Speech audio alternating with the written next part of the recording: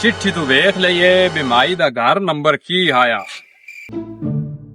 201 को 201 ही लगदा पिया है। कोई है अंदर?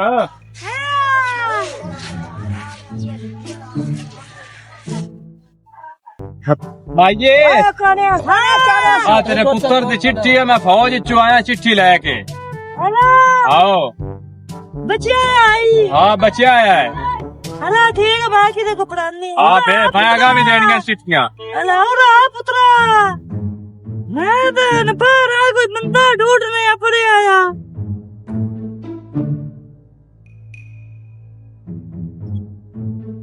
उन्ना पे छोड़ इंदे को पूछनी है और पुत्रा। हाँ मासी। पढ़ खागी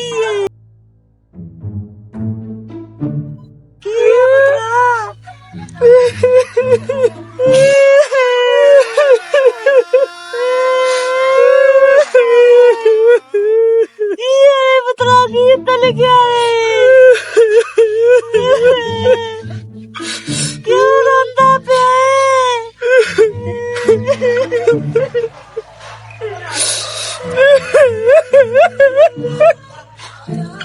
नहीं माइये मैं तो पढ़ने को नहीं आता।